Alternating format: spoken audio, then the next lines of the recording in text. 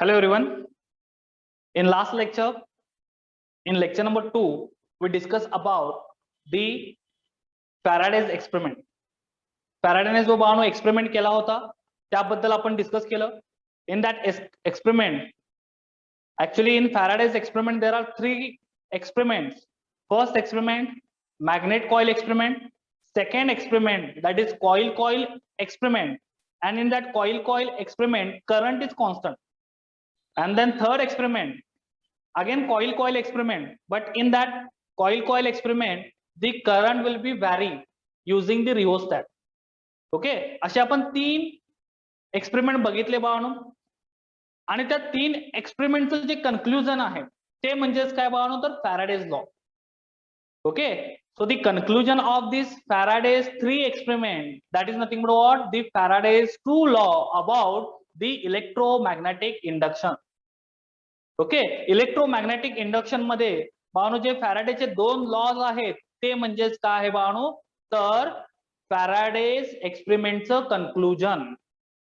आता त्या 3 एक्सपेरिमेंट मी समराइज करतो. 3 एक्सपेरिमेंट काय होते. मॅग्नेट कॉइल एक्सपेरिमेंट काय होता, तर मॅग्नेट कॉइल एक्सपेरिमेंट मध्ये we are moving the magnet.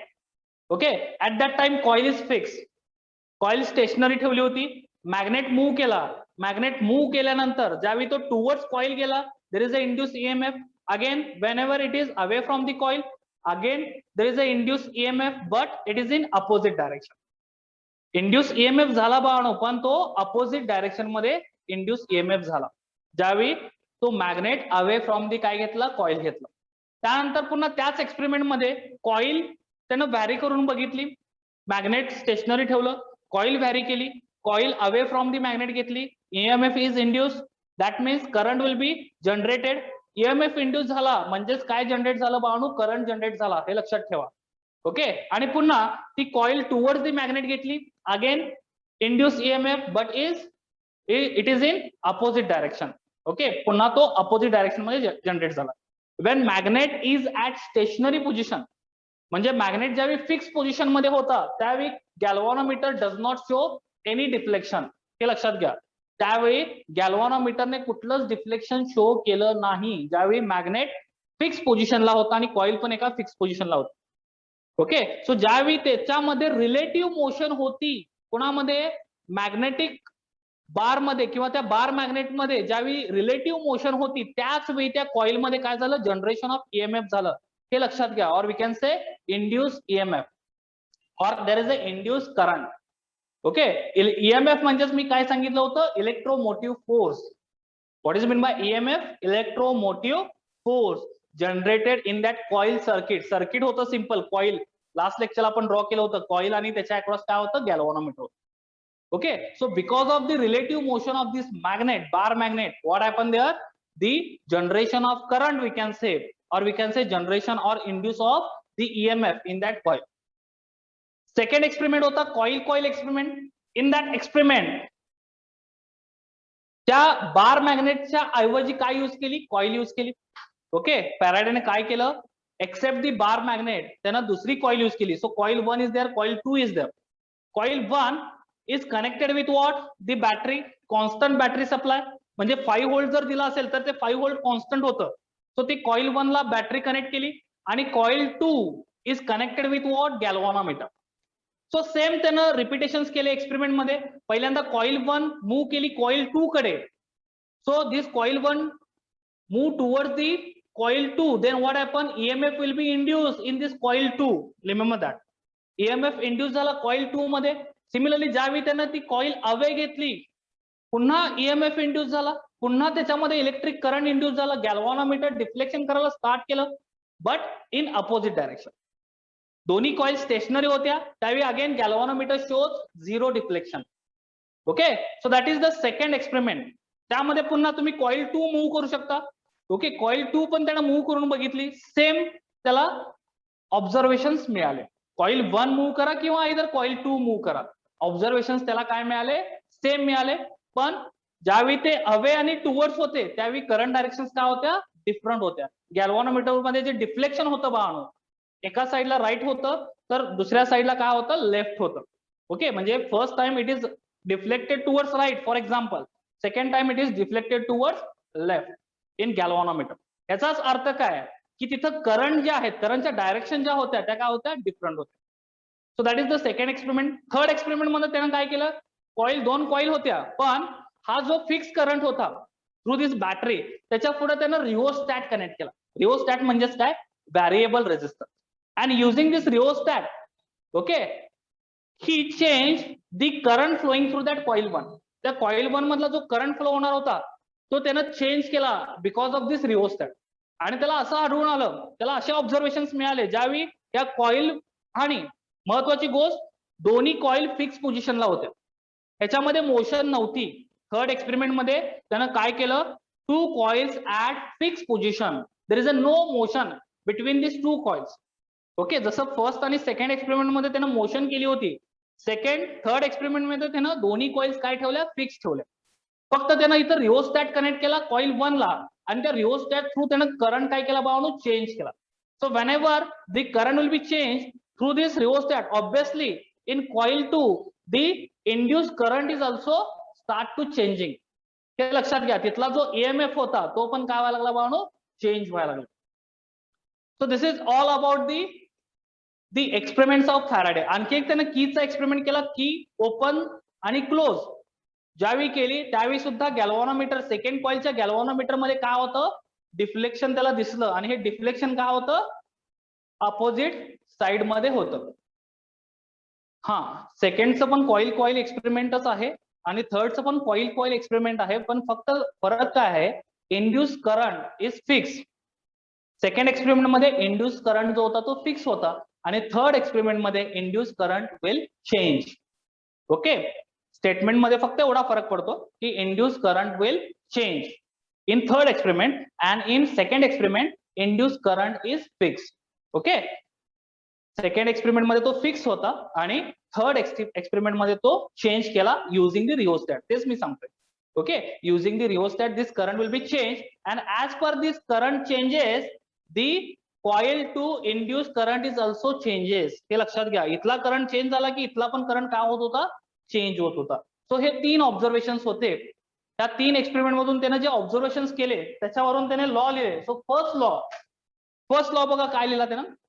First law is whenever there is a change in magnetic flux associated with circuit and EMF induced in the circuit. So the first law of Faradayचा first law काय होता बघा भावानो, whenever the magnetic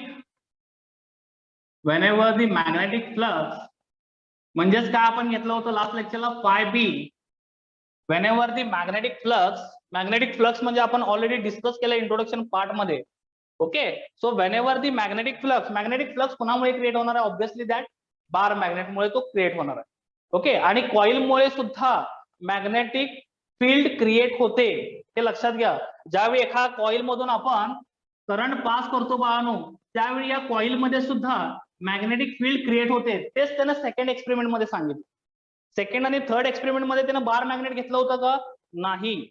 second आणि third experiment मध्ये त्याने दोन्ही coils use केल्या, आणि त्या कॉइल्स मधून सुद्धा ईएमएफ ट्रान्सफर झाला सेकंड कॉईल मध्ये. आणि हाच कन्सेप्ट आपण मी सांगितलं की म्युच्युअल इंडक्टन्स मध्ये युज करतो. पुढे जाऊन आपल्याला हाच concept as a mutual inductance म्हणून आपण तो पुढे बघणार आहोत. हे लक्षात ठेवा. ओके, सो ह्या कॉईल मध्ये सुद्धा काय होतं, मॅग्नेटिक फील्ड जनरेट होते बाळांनो. So there is a generation of magnetic field because of the current flowing through this coil.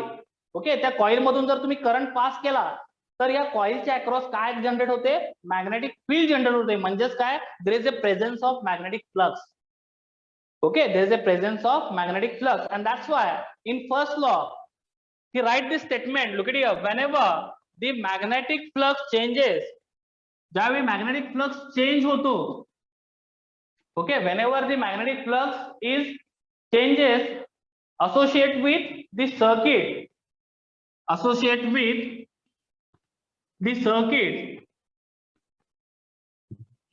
Circuit म्हणजेच काय, आता हे सर्किट आहे. इथं मी जर गॅल्व्हॅनोमीटर कनेक्ट केलं तर हे काय झालं बाळांनो, एक सर्किट झालं. associate with the circuit, it induce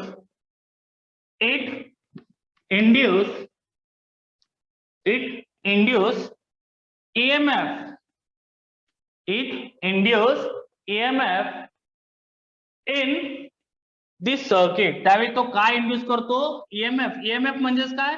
electromotive force, किंवा आपण इट इंड्यूस करंट सुद्धा म्हणू शकतो. Okay, it induce current in this circuit. So that is the first law of, or first law statement of Faraday. बाबा board एक्झामला 1 marks साठी हा question विचारू शकतात, what is the first law of the Faraday. हे लक्षात ठेवा. तर फॅराडेचा फर्स्ट लॉ काय आहे? फॅराडेचा first law, whenever the magnetic flux changes associate with that circuit, magnetic flux change कधी होणार आहे? When there is a motion of the bar magnet, when there is motion of the coil. हे लक्षात घ्या. Change, magnetic फ्लक्सचा change कधी होतो? ज्यावेळी त्याच्यामध्ये रिलेटिव्ह मोशन असेल त्यावेळी. त्यालाच आपण रिलेटिव्ह मोशन म्हणतो. ओके, सो ज्यावेळी त्याच्यामध्ये मोशन असेल, हे पण मी सेंटेन्स सांगितलं होतं, when this motion is faster. ज्यावेळी ही मोशन तुम्ही फास्ट कराल त्यावेळी करंट जो इंड्यूस होणार आहे तो पण काय असणार आहे? मॅक्सिमम असणार आहे. हे लक्षात घ्या बाळांनो. So whenever this motion is faster, obviously the current start to increases. जो काही इंड्यूस करंट आहे, जो काही इंड्यूस EMF आहे, तो बाळांनो काय होतो? इन्क्रीज होतो, ऍज पर दी फॅराडेज एक्सपेरिमेंट. ओके, हे फॅराडेच्या एक्सपेरिमेंट मध्ये त्यानं प्रूव्ह केलं होतं आणि त्यानंतरच त्यानं हे स्टेटमेंट लिहिलं. So this is the first law statement. Look it here. Whenever the magnetic flux changes associate with the circuit, it induce EMF, electromotive force, or we can say it induce the current in the circuit. त्या circuit मध्ये obviously ते circuit close loop मध्ये असलं पाहिजे. Open loop मध्ये असेल तर current generate होणार नाही. या बेसिक थिंग्स आहेत, ते लक्षात घ्या. नाही तर म्हणाल सर तुम्ही हे सांगितलं नाही की सर्किट क्लोज लूप पाहिजे की ओपन लूप पाहिजे. ऑब्विसली जर करंट फ्लो व्हायचा असेल तर सर्किट काय पाहिजे बाळांनो? क्लोज लूप पाहिजे. हे लक्षात घ्या. Okay, that means the circuit is connected with all points. कुठंही कनेक्शन ब्रेक नको आहे. ओके, त्याच वेळी त्यातून करंट फ्लो होईल, ना तर करंट फ्लो होणार नाही. Is it clear? So this is the first law of the Faraday in electromagnetic induction. First law कळाला सगळ्यांना? ओके, काय स्टेटमेंट आहे पुन्हा सांगतोय बघा मी. स्टेटमेंट खूप महत्वाचं आहे, बोर्ड एक्झामला 1 मार्क साठी विचारू शकतात. whenever the magnetic flux, okay, whenever the magnetic flux changes associate with the circuit, it induce the EMF, electromotive force, or we can say it induce the current in that circuit. त्या circuit मध्ये current काय होतो? Induce होतो, or we can say the EMF will be induced. Yes, exactly. आताच मी श्रावणी सांगितलं की circuit close असणार. Circuit must be close. Okay, circuit must be close, त्यालाच क्लोज लूप म्हणतात. ओके, ओपन लूप नसणार आहे, कुठेही ओपन लूप नसणार आहे. Circuit must be close. Is it clear? First law कळाला सगळ्यांना? Now what is the second law? Okay, आता सेकंड लॉ लिहितो मी इथं लगेच. Second law of Faraday. Actually हा क्वालिटेटिव्ह लॉ होता. This law is also called what? Qualitative law. जो फर्स्ट लॉ आहे फॅराडेचा त्याला क्वालिटेटिव्ह लॉ सुद्धा म्हटलं जातं. हे लक्षात घ्या. Because we are not getting there quantity, म्हणजे त्या EMF ची, त्या मॅग्नेटिक फ्लक्सची आपल्याला इथं क्वांटिटी मिळत नाही, त्याची एक्झॅक्ट व्हॅल्यू आपल्याला मिळत नाही. म्हणून ह्या लॉला क्वालिटेटिव्ह लॉ सुद्धा म्हटलं जातं. Qualitative law. So this is qualitative law. This is qualitative law of the Faraday. Okay, दुसरा जो लॉ आहे सेकंड लॉ, त्याच्यामध्ये आपल्याला क्वांटिटी मिळते. क्वांटिटी मिळते म्हणजेच काय? आपल्याला एक व्हॅल्यू मिळते त्या लॉ मधून. जो फॅराडेने सेकंड लॉ सांगितला त्याचं बाळांनो स्टेटमेंट काय होतं बघा. In Faraday second law he state that, what he state that the magnitude of induce EMF. आता बघा त्यानं वर्ड काय यूज केला? The magnitude. This word is very important. The magnitude of induced EMF, electromotive force. Induce EMF म्हणजे मी काय सांगितलं? Induce current सुद्धा आपण घेऊ शकतो इथं. ओके, EMF म्हणजेच काय? Induce current. So the magnitude of induced EMF is directly proportional to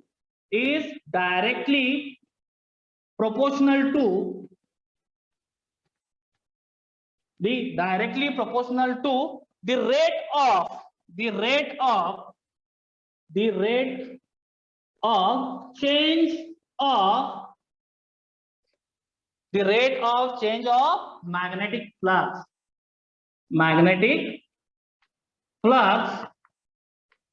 in that circuit. So this is the second law of Faraday. Look at this second law. The magnitude of induced EMF, or we can say induced current, is directly proportional to the rate of change of magnetic flux in that circuit. बाळांनो, जो काही induce EMF आहे, जो दुसऱ्या circuit मध्ये जो EMF induce होतो, तो काय असतो बाळांनो? डायरेक्टली प्रोपोर्शनल असतो. कोणाशी? तर change in the magnetic flux with respect to time. Okay, त्या टाइम बरोबर जो मॅग्नेटिक फ्लक्स चेंज होतो. टाइम का? कारण तिथं मोशन आहे. जिथं मोशन आहे बाळांनो, तिथं टाइम मॅटर करतो, हे लक्षात घ्या. सो ज्यावेळी मोशन चेंज होईल, टाइम चेंज होईल, आणि त्या मोशन नुसारच काय होईल? There is a change in time as well as there is a change in flux. Okay, त्या फ्लक्स मध्ये सुद्धा बाळांनो काय होईल? चेंज होईल. आणि म्हणूनच इथं स्टेटमेंट आहे, the proportional with what? Directly proportional to the rate of change of magnetic flux. जो काही इंड्यूस ईएमएफ आहे तो डायरेक्टली प्रोपोर्शनल असतो त्या मॅग्नेटिक फ्लक्सच्या चेंजशी with respect to what? The time. So that is the second statement, or we can say second law of the Faraday in electromagnetic induction. Okay, after the observations of what? The experiment. जे काही त्याने 3 experiment perform केले, त्याचे जे काही त्याने observations conclude केले, आणि त्या ऑब्झर्वेशन वरून त्याने हे 2 लॉ कन्क्लूड केले, आणि त्यातला फर्स्ट लॉ आपण बघितला आणि सेकंड लॉ पण बघितला. आणि सेकंड लॉ मध्ये बाळांनो आपल्याला काय मिळते? क्वांटिटी मिळते. म्हणून या लॉला क्वांटिटेटिव्ह लॉ सुद्धा म्हणतात. This law is also called what? Quantitative law.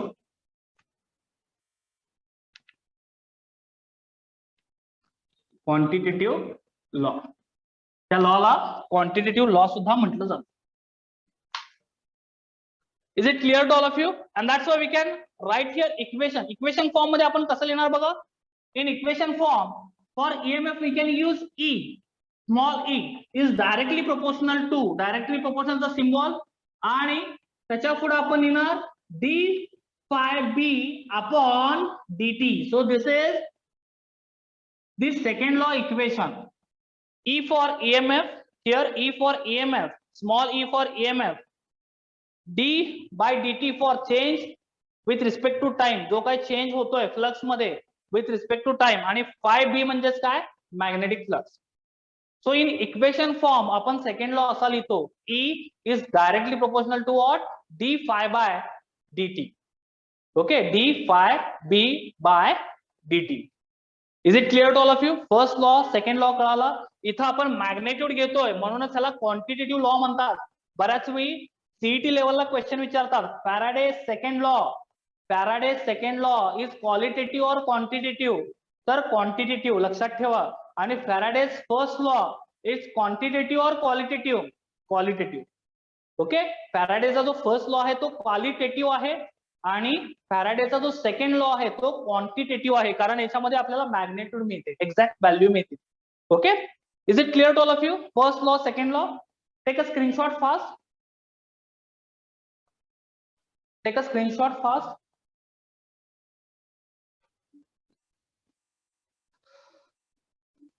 Yes, it is clear to all of you. Very good. Done. Very good. Now we are discussing about again the Faraday's second law. आपण आता फॅराडेचा second law थोडासा, हे जे directly proportional आहे ते आपण काय करणार? हे कॅन्सल आउट करणार. Look it here. We are now going to cancel out the proportionality constant, sorry proportionality sign. जे डायरेक्टली प्रोपोर्शनॅलिटीचं साइन आहे ते आपल्याला जर रिमूव्ह करायचं असेल तर आपण तिथं काय पुटअप करतो? कॉन्स्टंट पुटअप करतो. प्रोपोर्शनॅलिटी कॉन्स्टंट म्हणतात त्याला. आणि इथं आपण proportionality constant for example K घेणार. एक्झॅक्टली पाहिलं. We are taking here proportionality constant K, बघा मी इथं लिहितोय सेकंड लॉ मध्ये जे आपल्याला इक्वेशन मिळालं E फॉर EMF, काय सांगितलं मी, small e for EMF is directly proportional to d∅b upon dt. ∅b म्हणजेच काय, मॅग्नेटिक फ्लक्स, आणि dt म्हणजेच काय, चेंज विथ टाइम. ओके, हे आपल्याला इक्वेशन मिळालं, बरोबर ना. We are getting this equation. हेच इक्वेशन पाहून आपण असंही लिहू शकतो, त्याला इन्स्टंटेनियस इक्वेशन म्हणतात, हे लक्षात घ्या. इन्स्टंटेनियस इक्वेशन म्हणजे हे जेई आणि नीटच्या भाषेत. ओके, जेई आणि नीट मध्ये पाहणो त्याला इन्स्टंटेनियस इक्वेशन म्हटलं जातं. d∅b upon dt, it is called instantaneous equation. आणि जर आपण हेच equation in terms of delta लिहिलं, so this equation is called what, average equation. बघा, तेच इक्वेशन मी in the form of delta लिहिलंय, तर त्या इक्वेशनला काय म्हटलं जातं, ऍव्हरेज इक्वेशन म्हटलं जातं. हे लक्षात ठेवा for JEE and NEET. Okay, so when we can say d∅b upon dt, then it is instantaneous equation.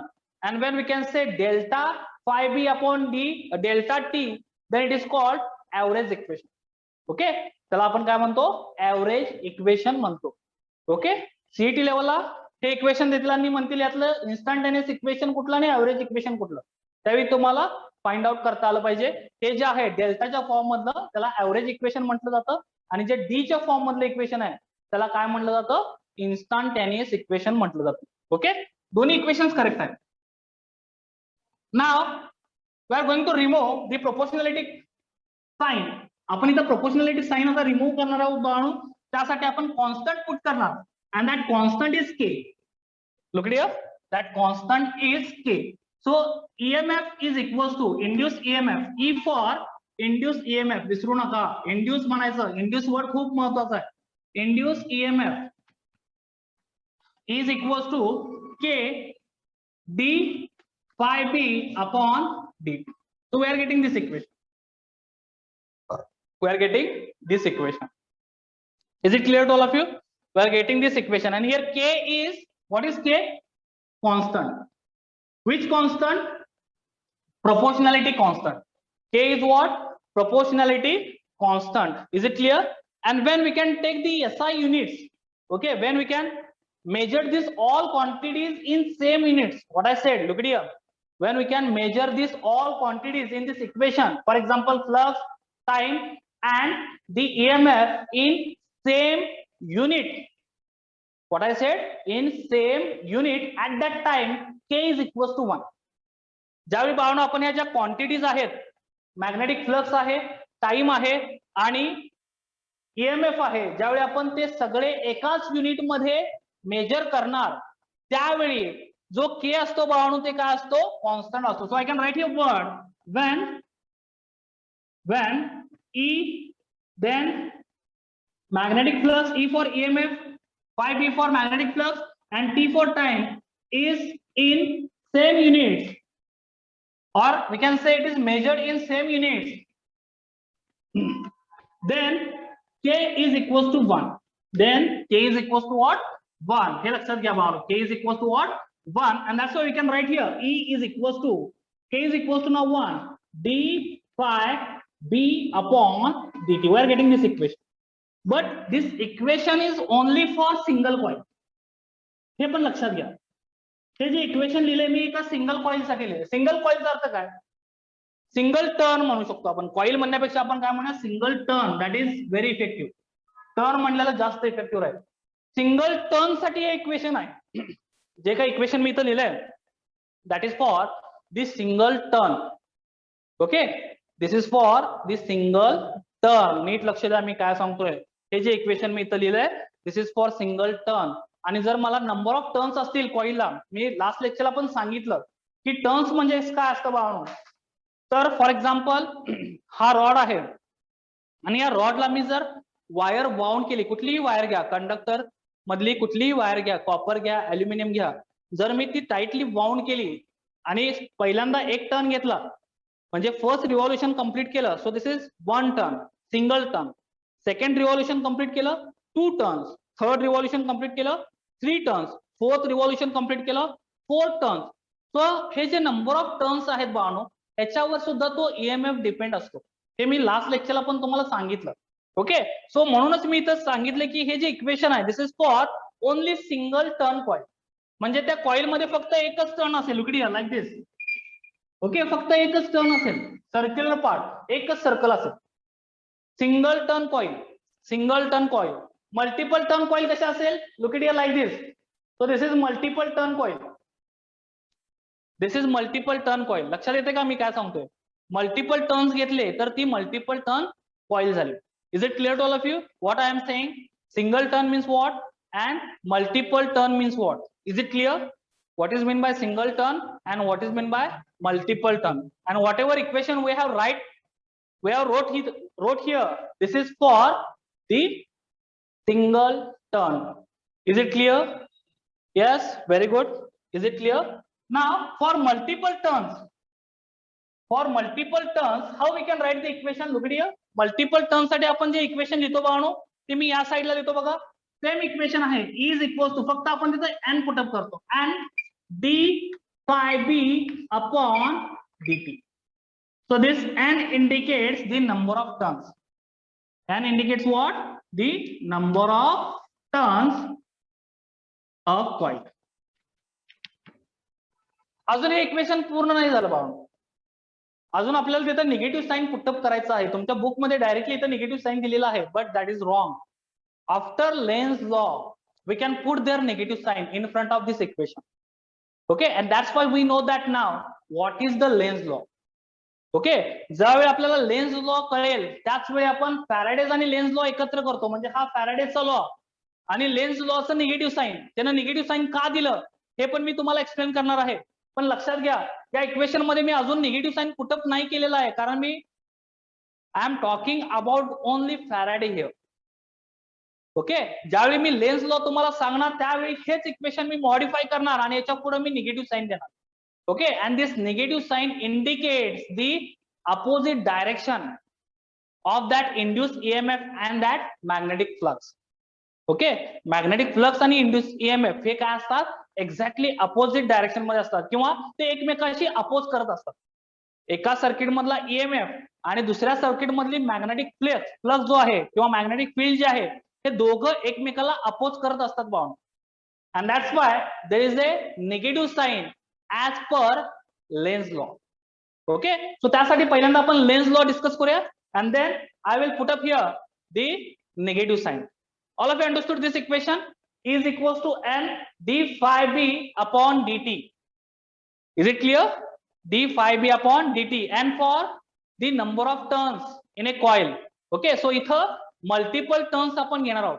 Wear taking here the multiple turns. So याच्यावर प्रॉब्लेम विचारले जातात, आपण प्रॉब्लेम सुद्धा नंतर डिस्कस करणार आहोत. सो याच्यावर प्रॉब्लेम्स विचारले जातात बाळांनो. Okay, so this equation is very very important. Okay, as per numerical point of view. So JEE related असतील, नीट रिलेटेड असतील, सीईटी रिलेटेड असतील, तो ह्या इक्वेशनवर प्रॉब्लेम विचारले जातात. पण इथं निगेटिव्ह साइन अजून राहिलेला आहे. तो negative sign Lenz law discuss केल्यानंतर मी तुम्हाला सांगेन. ओके, कळालं? इक्वेशन कळालं एवढं? Is it clear to all of you? Is it clear? Take a screenshot fast to discuss about the Lenz law now. Okay, हे इक्वेशन मी असंच ठेवतो आणि आपण पहिल्यांदा लेन्स लॉ डिस्कस करूया.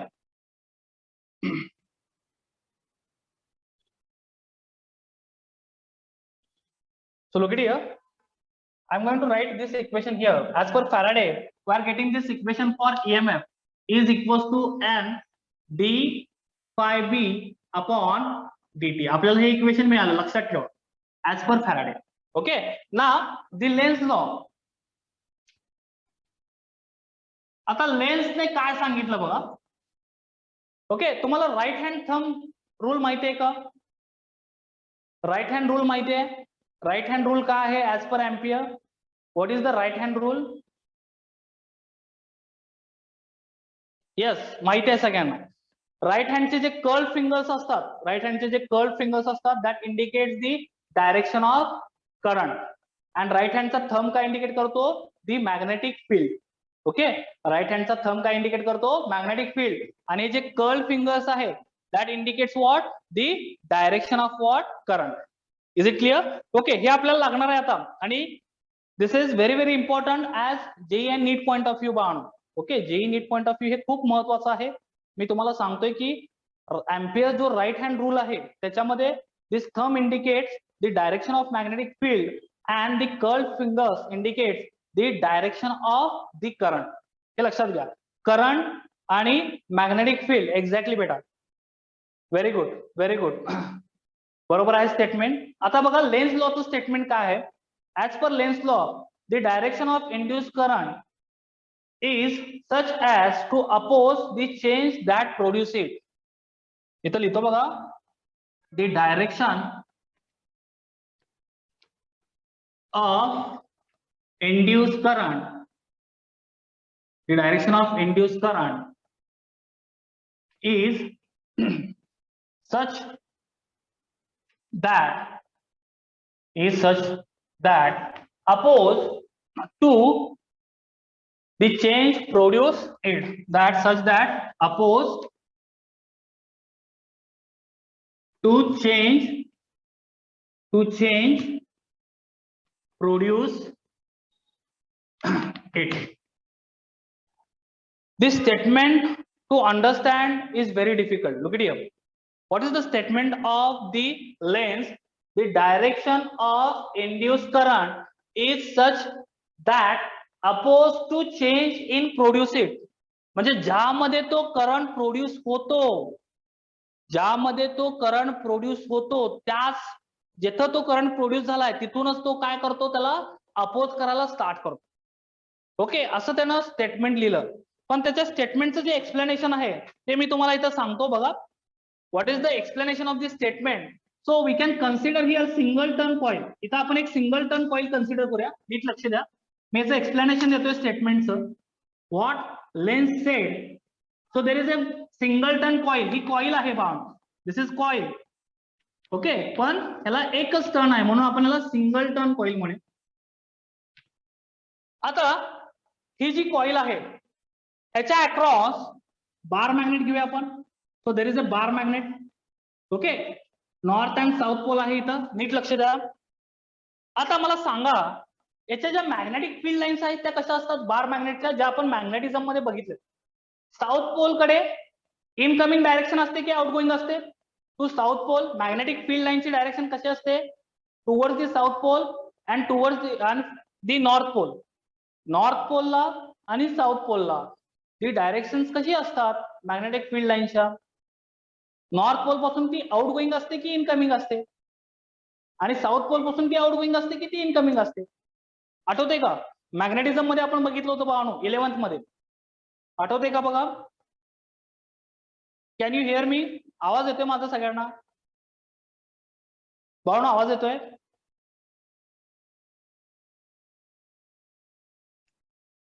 Yes, okay.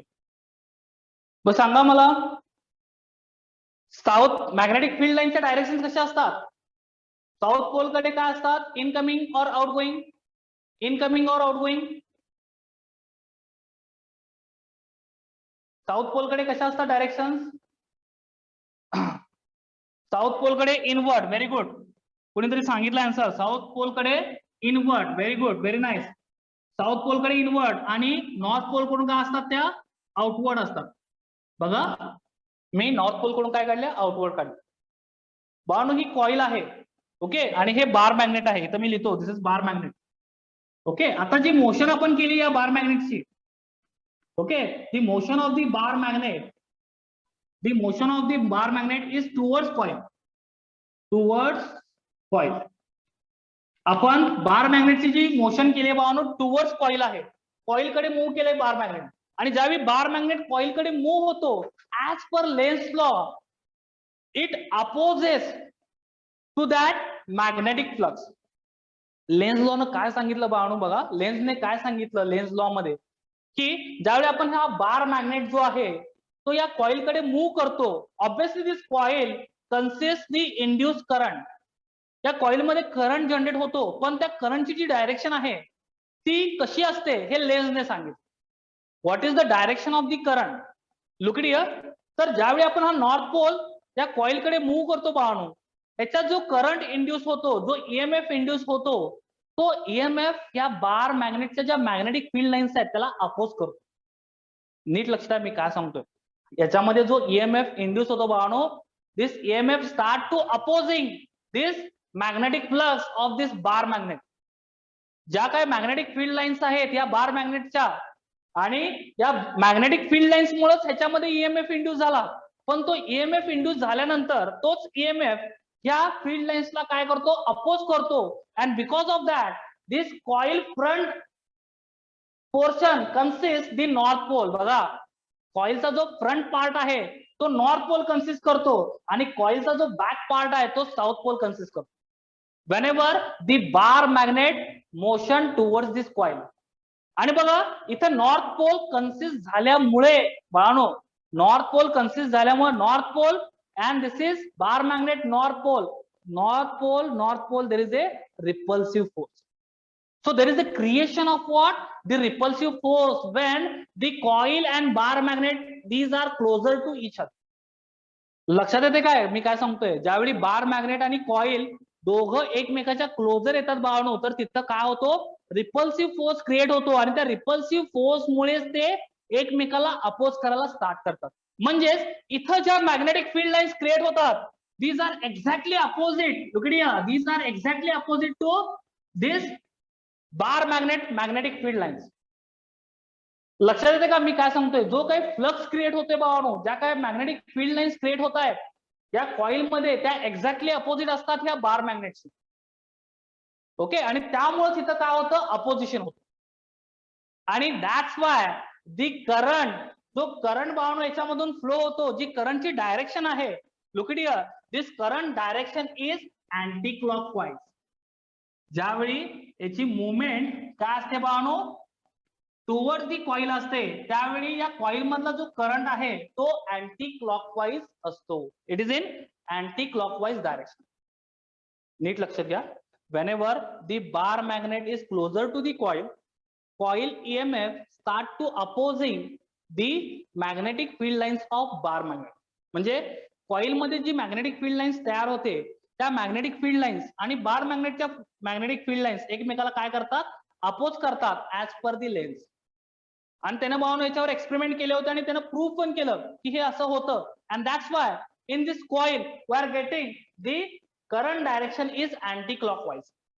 त्यामुळे बाळांनो आपल्याला करंट डायरेक्शन काय मिळते, अँटी क्लॉकवाईज मिळते. आणखी एक एक्झाम्पल घेऊन मी तुम्हाला सांगतो, आणखी जास्त क्लिअर होईल. Look it here. We can take here the direction of magnetic field lines. बघा हे फॉल्स म्हणजेच काय आहेत, तर direction of magnetic field lines आहेत. आणि हे कुठं आहेत, आता हे बोर्ड कडे आत चाललेत असं लक्षात घ्या.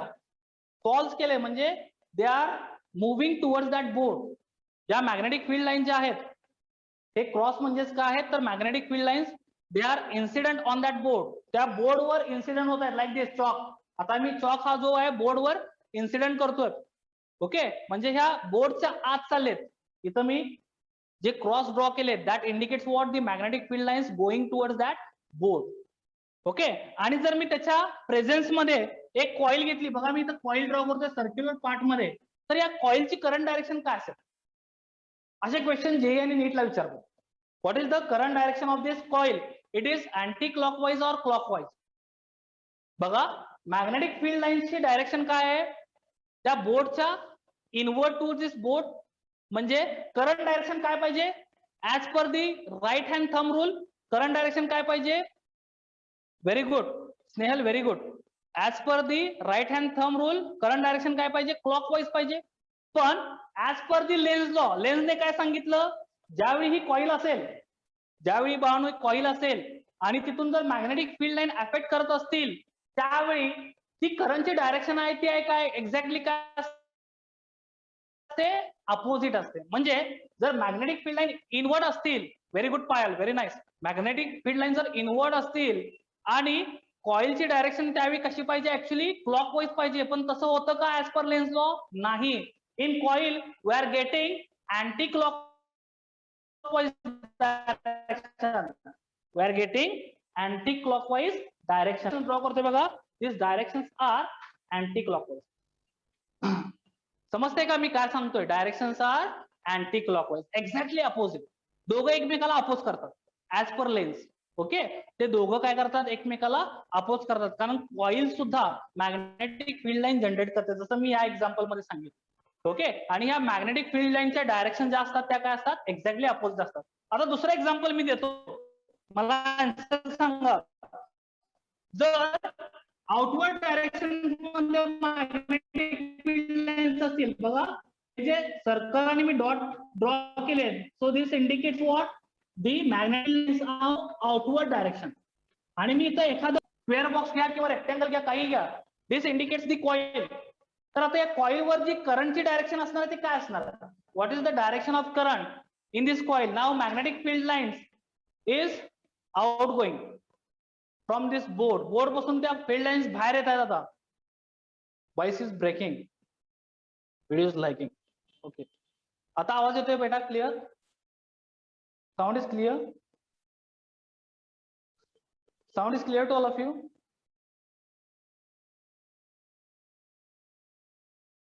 Yes? Okay. Directions are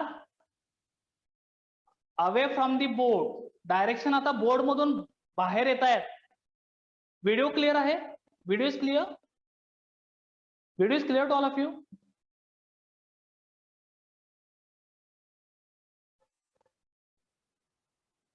yes? Okay, yes, video is clear. थोडासा ब्लर आहे ना. Okay okay. So the magnetic field lines, ज्या मॅग्नेटिक फील्ड लाईन्स आहेत बाळांनो, त्या आउट गोईंग आहेत आता, म्हणजे बोर्ड पासून त्या बाहेर येत आहेत. ओके, मगाशी मी फॉल्स म्हणजे काय असतं लक्षात ठेवा, JEE NEET point of view.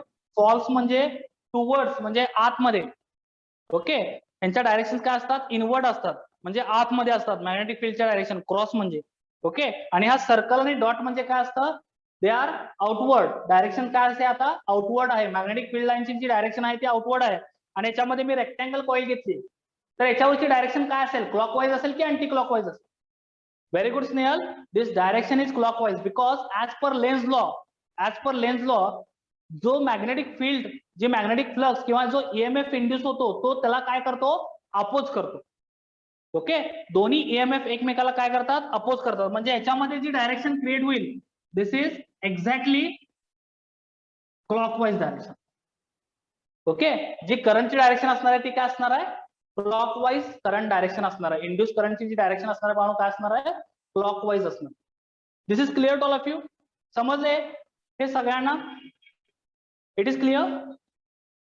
हे समजले? लेन्स लॉ कळालं? लेन्सने काय सांगितलं?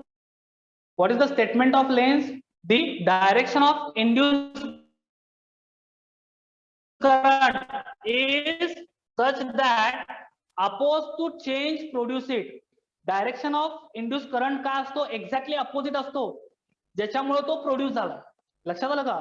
जो करंट कॉईल मध्ये प्रोड्यूस होतो, कुणामुळे प्रोड्यूस झाला? बार मॅग्नेटमुळे. तर त्या बार मॅग्नेटच्या डायरेक्शन आणि त्या करंटच्या डायरेक्शन काय असतात? एक्झॅक्टली अपोजिट असतात. किंवा त्या बार मॅग्नेटचा जो मॅग्नेटिक फ्लक्स आहे आणि त्या कॉईलचा जो मॅग्नेटिक फ्लक्स आहे, ते दोघं एकमेकाला काय करतात? अपोज करतात, असं लेन्सने सांगितलं त्याच्या लॉ मध्ये. ओके, आणि आता हे मी टूवर सांगितलं. आता मला सांगा, जेव्हा मी हा बार मॅग्नेट अवे घेईन त्यावेळी काय होईल? हा बार मॅग्नेट मी अवे घेतला फ्रॉम दी कॉईल,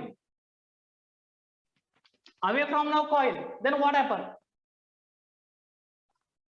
त्या कॉईल मध्ये डायरेक्शन कसे असतील? जे आपण सेकंड एक्झाम्पल बघितलं इथं, या कॉईलच्या डायरेक्शन काय असतील?